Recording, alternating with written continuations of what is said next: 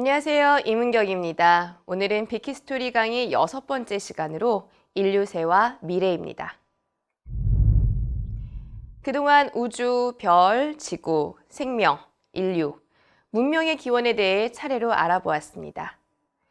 이제 우리는 기원을 넘어 현재와 미래를 알아볼 것입니다. 현재 인류는 단순히 역사를 지배하는 수준이 아니라 지질시대 하나를 뒤흔들 정도로 큰 영향을 끼치고 있습니다. 비키스토리에서는 우리가 살아가고 있는 현 시대를 인류세라고 부르게 되었습니다. 인류는 하나의 종으로서 생물권 내에서 발생하는 변화에 가장 큰 영향력을 미치게 되었습니다. 역사의 변화를 넘어 새로운 지질학적 시대인 인류세가 시작되었다고 합니다. 1995년 노벨 화학상 수상자인 폴 크루체는 1800년 전후 이산화탄소와 메탄이 급증하며 인류세가 시작되었다고 하였고, 생태학적 관점에서 인류세의 시작은 인류 역사에서 근대의 시작과 일치한다고 하였습니다. 데이빗 크리스천은 인류는 생물권에 중요한 영향을 미친 최초의 단일한 종으로 인류세 이후 엄청난 혁신과 변화를 가져왔다고 평가하면서 환경사의 필요성을 제기하기도 하였습니다. 인류세의 시작은 산업혁명입니다. 그 배경에 대해 알아보겠습니다. 15세기 후반 글로벌 네트워크로 상품, 사상, 지식의 전 지구적 확산이 이루어졌습니다. 전문 기술이 확산되었고 감자, 옥수수, 고구마와 같은 작물이 유럽에 들어오게 되었으며 노동력의 전 지구적 교환이 이루어졌습니다. 산업혁명의 첫 번째 배경은 화석 에너지의 사용입니다. 17세기 소빙기에 접어들면서 유럽은 평균 기온이 2도씨가량 떨어졌고 농업 생산량이 크게 감소하였습니다. 과거 소빙기에는 굶어 죽는 사람이 속출하였고 사회적으로도 큰 혼란이 많았습니다. 중국에서는 굶주린 농민들의 반란으로 왕조가 교체되는 일이 많았고, 영국에서는 마녀 사냥이 크게 증가했다는 기록이 있습니다. 하지만 글로벌 네트워크 이후 서유럽에서는 신대륙에서 들어온 고구마, 감자 등 구황 작물을 재배하였고, 글로벌 네트워크로 무역이 이루어지면서 인구가 크게 줄지 않았고 사회적 혼란도 적었습니다. 영국에서는 부족한 땔감을 대신하여 석탄을 사용하면서 과거와 비교할 수 없는 화력을 얻게 되었습니다. 영국에서 석탄을 사용하게 된 것은 일반적으로 수백 미터 아래 매장되어 있는 다른 지역과 달리 노천 광산이 많았기 때문입니다.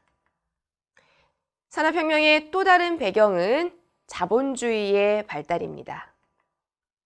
신대륙 발견 이후 중남미에서 채굴된 막대한 은이 유럽에 흘러들어가면서 자본주의가 축적되었고 자유교역에 입각한 시장 경제 질서를 만들었습니다.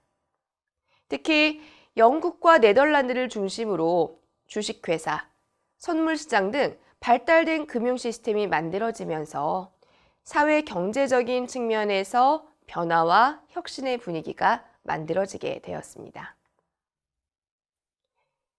산업혁명으로 인해 나타난 첫 번째 변화는 에너지 사용량의 증가입니다. 화석 에너지의 사용으로 1인당 에너지 사용량은 농업사회에 비해 20배 이상 증가하였습니다.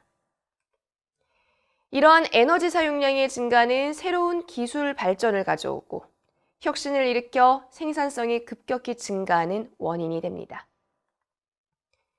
석탄을 이용한 증기기관은 철도, 증기선 등 교통을 발달시켰고 코크스를 이용해 철광석을 쉽게 재련하게 됨으로써 모든 산업의 기초 원료인 철강 산업의 발달을 가져오기도 했습니다. 싼 가격으로 철강이 대량 공급되면서 각종 기계가 개발되었고 자동차, 조선, 가전 등 수많은 관련 산업이 발달하게 되었습니다. 뿐만 아니라 철근을 이용하여 건물과 교량을 튼튼하게 만들 수 있게 되어 대도시의 고층 건물이 들어서게 되었고 교통로도 만들어지게 되었습니다. 제조업이 발달하며 도시 인구가 급격히 증가하였습니다. 농업이 발달하면 농지와 주거지가 가까이 위치해야 하기 때문에 인구는 최대한 흩어져 분포하게 됩니다.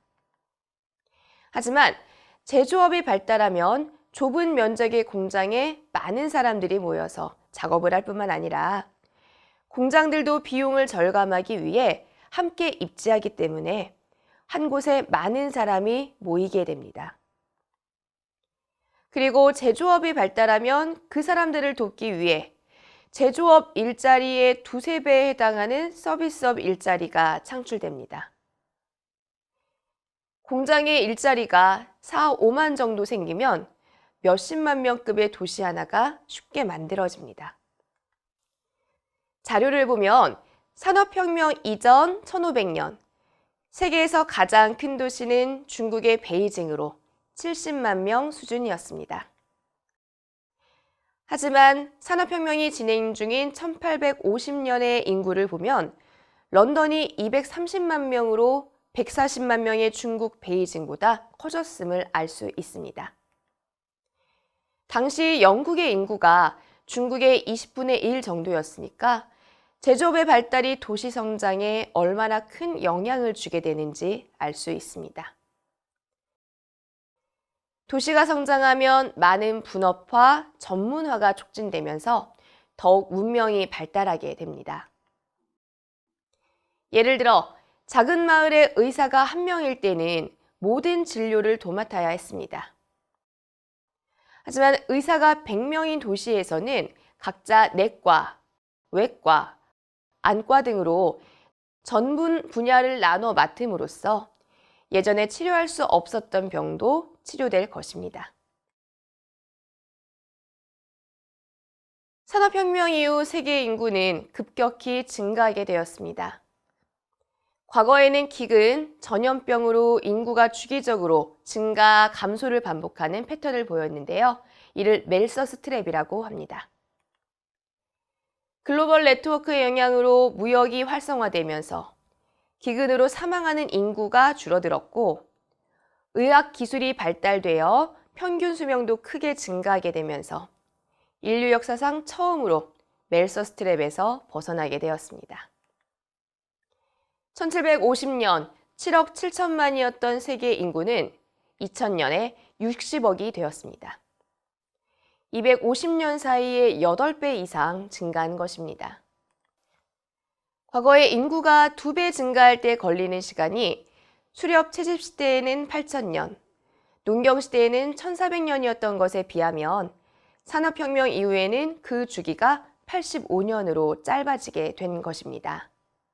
인구가 증가하면서 풍부한 노동력을 바탕으로 여러 산업이 눈부시게 성장하였습니다.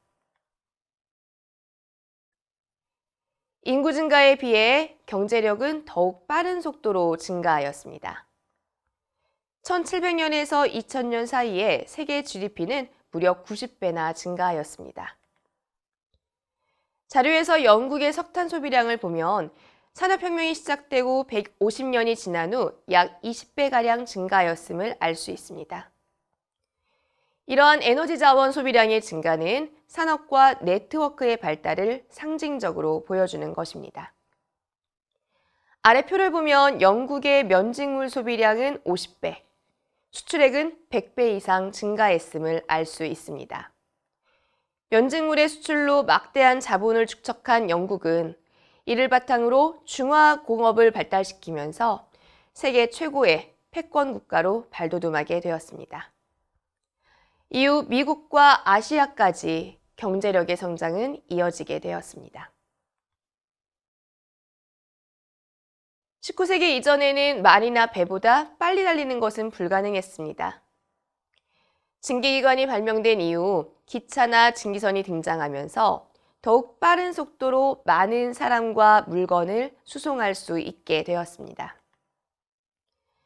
20세기 이후 자동차와 비행기의 발명은 사람들의 생활을 송두리째 바꿔놓았습니다. 자동차의 보급으로 길이 포장되었고 정유 및 석유화학공업이 발달했습니다. 길이 만들어지면서 사람들의 교류가 증가하였고 곳곳에 도시가 발달하게 되었습니다. 자동차에 들어가는 부품이었던 철강, 고무, 유리 등이 함께 수요가 폭발하면서 전체 공업이 동반 성장하게 되었습니다. 자동차는 광고 등 서비스업에도 영향을 주었습니다. 시속 60마일로 지나가는 차에서도 매장이 있는 것을 알리기 위해 간단한 로고를 통해 브랜드를 나타내기 시작했습니다. 현재 기업들이 고유의 로고를 만들어 브랜드화하는 것도 자동차 산업의 발달 이후에 나타난 현상입니다. 이후 비행기의 발달은 지구상의 모든 지역을 하나의 권역으로 통합시키는 혁신적인 변화였습니다. 사람과 물자가 자유롭게 이동하면서 세계가 하나의 생활권이 되었습니다. 전기는 기존의 화석 에너지와 달리 다양한 이동, 보관, 사용이 편리합니다.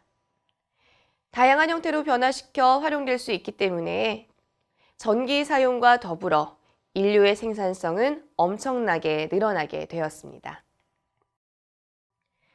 한편 전기를 이용한 전신, 전화의 발달은 먼 지역에서도 실시간으로 소통할 수 있는 기회를 만들어 주었습니다. 실시간 네트워크가 구현된 것입니다. 20세기 후반 시작된 인터넷은 지식과 정보의 이동을 자유롭게 하여 전 세계가 하나의 집단 지성으로 합쳐지는 결과를 낳았습니다. 최근에는 모바일을 활용하여 개인이 언제 어디서나 지식과 정보를 공유할 수 있는 기반이 만들어지기도 했습니다. 하지만 산업혁명이 우리에게 좋은 점만 있었던 것은 아닙니다. 지나친 화석 에너지의 사용과 소비량의 증가는 지구온난화, 오존층 파괴와 같은 심각한 환경 문제를 낳기도 했습니다. 지구온난화의 경우 북극의 빙하가 녹고 생태계가 교란되는 등 벌써 우리에게 피부에 와닿는 영향을 미치고 있습니다. 오존층 파괴 역시 자외선의 증가로 피부암이 증가하고 농작물의 생산량이 줄어드는 문제를 낳고 있습니다. 8번째 임계 국면에 대해 정리하도록 하겠습니다. 유럽은 글로벌 네트워크의 형성과 화석 에너지의 사용으로 소빙기라는 큰 위기를 넘기고 산업혁명을 이룰 수 있었습니다. 이를 통해 세계는 하나의 사회가 되었고 인구는 급격히 증가하였습니다. 하지만 인류는 자원을 과도하게 사용하면서 여러 환경적인 문제를 낳았고 핵전쟁, 기후변화 등 위기도 증가하게 되었습니다. 인류가 지구를 지배하지만 그만큼 위험성도 커진 현대사회를 빅히스토리에서는 인류세라고 합니다.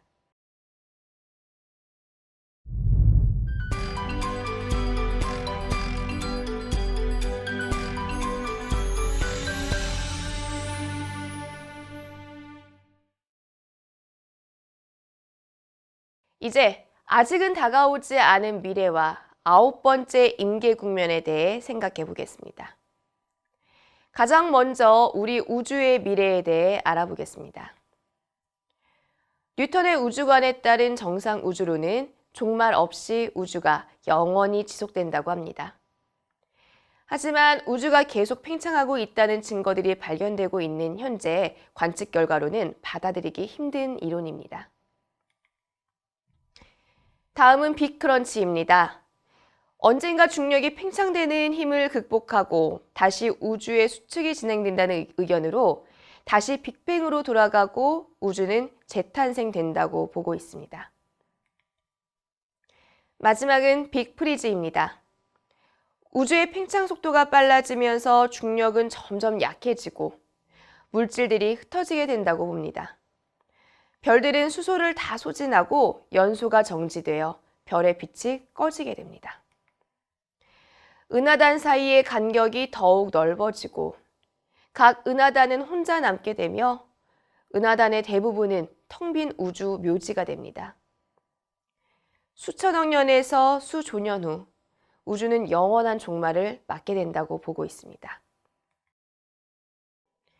빅크런치와 빅프리즈를 결정할 가장 중요한 변수는 현재까지 밝혀지지 않은 암흑 물질과 암흑 에너지의 성질입니다. 조금씩 빅프리즈가 힘을 얻어가고 있지만 암흑 물질과 에너지에 대한 연구가 지속되면서 바뀔 수도 있는 상황입니다. 앞으로 우리 은하는 어떻게 될까요? 국부은하 중 가장 큰 안드로메다 은하가 초속 120km의 속도로 우리 은하에 접근하고 있습니다. 이 속도로 계속 다가오면 약 24억 년 후 우리 은하와 안드로메다 은하가 천천히 충돌하기 시작하면서 거대한 타원 은하로 합쳐질 것입니다. 이 충돌은 우리 태양계에 어떤 영향을 줄까요? 은하 충돌이 있어도 성간 거리가 충분히 멀기 때문에 태양계의 궤도에는 큰 영향을 주지 않을 것으로 예상됩니다. 항성이 태양을 지나가면서 행성들을 이탈시킬 확률은 천조년에 한 번 나타날 확률이라고 합니다. 우리 태양계의 운명은 어떻게 될까요? 약 54억 년 후 태양은 수소를 모두 태우고 반지름이 현재의 200배 이상 부풀어 오른 적색 거성이 될 것으로 보입니다. 현재 태양의 반지름은 지구와 태양 거리의 100분의 1 정도 됩니다. 적색 거성이 되면 지구는 물론 화성 궤도까지 모두 삼키고 붕괴할 것입니다. 태양은 비교적 작은 별이기 때문에 초신성으로 폭발하지는 못하고 최후의 시간에는 탄소, 산소, 질소 등을 만들어내고 사라질 것으로 보입니다. 이렇게 사라진 태양의 물질은 조금씩 다시 모여서 또 다른 행성계를 만들어낼 것입니다. 이제 우리 지구의 운명을 생각해 보겠습니다. 지구는 태양이 부풀어 올라 삼킬 때까지는 존재할 것으로 보입니다. 그 전에 15억 년 후 조금씩 멀어지던 달이 목성의 중력으로 끌려가면서 유일한 위성을 잃게 됩니다. 달을 잃은 지구는 공전궤도, 공전축, 자전축이 불안정해지면서 생물이 살아가기 힘든 별이 될 것입니다. 그 전에는 판구조의 변화로 현재와 전혀 다른 지도가 그려질 것입니다. 태평양은 점점 좁아지고 오스트레일리아는 아메리카와 가까워지며 대서양은 확대될 것입니다.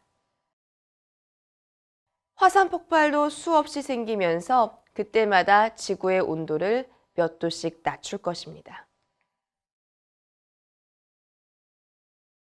우리 인류의 운명은 어떻게 될까요? 과거에는 환경 파괴, 꿀벌 멸종, 핵전쟁, 기계의 반란, 외계의 침공, 초대형 화산 분화, 운석 충돌 등과 같은 수많은 종말론이 있었습니다. 최근에는 종말론을 하나의 위기로 보고 이를 극복하기 위한 다양한 시도가 이루어지고 있습니다. 사진과 같이 인간은 잠시 지구 대기권 밖을 나가는 것도 매우 힘든 존재입니다. 약간의 기후변화, 자외선의 증가에도 민감하게 영향을 받습니다. 이러한 약점을 극복하기 위해 사이보그, 로봇, 인공지능 등이 개발되면서 인간과 기계의 구분이 모호해질 것입니다. 특히 생명과학의 발달로 DNA에 대한 연구가 발전하면 인류에 대한 정의가 달라질 수도 있습니다. 향후 우리 자신을 유전적으로 설계하고 로봇화하며 이웃행성으로 이주할 수도 있을 것입니다. 이미 화성으로의 이주는 현실화되고 있습니다. 가까운 미래에 우리를 가장 많이 변화시킬 주인공은 바로 인공지능입니다. 이미 많은 산업에서 인공지능이 인간을 대체하고 있습니다. 구글의 알파고가 바둑의 고수들을 손쉽게 이기면서 큰 충격을 주었습니다. 이미 2012년 IBM의 인공지능 왓슨은 자연어로 진행하는 퀴즈 대회에서 인간 챔피언들을 가볍게 이기는 모습을 보여주었고, 일부 병원에서는 실제 진료에 투입되어 베테랑 의사들보다 좋은 진단 결과를 보이기도 했습니다. 향후 인공지능은 설명 의무와 같은 몇 가지 법적 문제를 해결하면 더욱 산업 현장에서 많이 사용될 것으로 보입니다. 특히 10년 내에 튜링 테스트를 통과하면 우리는 인간과 인공지능을 구분할 수 없는 상황이 됩니다. 인공지능은 어떤 점에서 우리와 다를까요? 공학적으로 보면 인공지능을 움직이는 컴퓨터는 CPU를 기준으로 작동합니다. 3GHz 옥타코어를 기준으로 생각해 보면 초당 30억 번 연산하는 두뇌가 8개 있는 것으로 속도면에서 엄청난 우위를 자랑합니다. 반면 우리 뇌의 뉴런은 20Hz에 불과하지만 수조개가 병렬로 연결되어 새롭고 창의적인 사고를 하게 됩니다.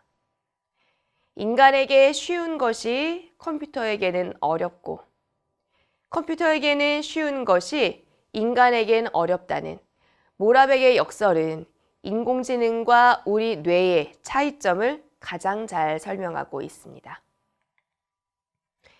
다니엘 핑크는 향후 운해의 사고작용이 요구되는 하이 컨셉, 하이터치 시대가 도래할 것으로 예측하기도 했습니다. 많은 학자들이 9번째 임계 국면은 인공지능의 시대라고 예측하고 있습니다. 앞으로 다가오지 않았지만 지난 8번의 임계 국면을 바탕으로 여러분이 이 빈칸을 채워보는 것은 어떨까요? 이번 강의 내용을 정리하겠습니다. 산업혁명을 통해 인류는 엄청난 변화를 만들었습니다. 인구가 증가하고 경제가 성장하였으며 네트워크 발달을 통해 상상만으로 가능하던 일들이 현실화되었습니다. 많은 산업에서 도입하고 있는 인공지능의 발달은 향후 또 한 번의 임계점 변화를 가져올 수 있을 것으로 예측하고 있죠. 빅히스토리의 관점에서 변화를 거시적으로 바라보고 예측해보는 통찰력을 가질 수 있다면 이번 강의의 목적이 이루어진 것이라 생각합니다. 빅히스토리는 모든 지식을 다 설명하는 것이 아닙니다. 책이 들어있는 책장을 보여주는 프레임으로 이를 통해 관심이 가는 부분을 더 찾아보고 고민하면 좋겠습니다. 제가 이번 강의를 위해 참고한 자료들 중 커즈와일의 특이점이 온다는 책이 있는데요.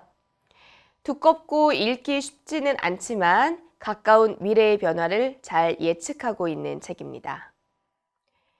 거의 모든 IT의 역사는 실리콘밸리와 현재 IT 산업의 발달을 알 수 있는 좋은 책입니다. 접해보실 기회가 있다면 빅히스토리 공부에 도움이 되실 것 같습니다. 이것으로써 빅히스토리 6번째 강의를 마치겠습니다. 감사합니다.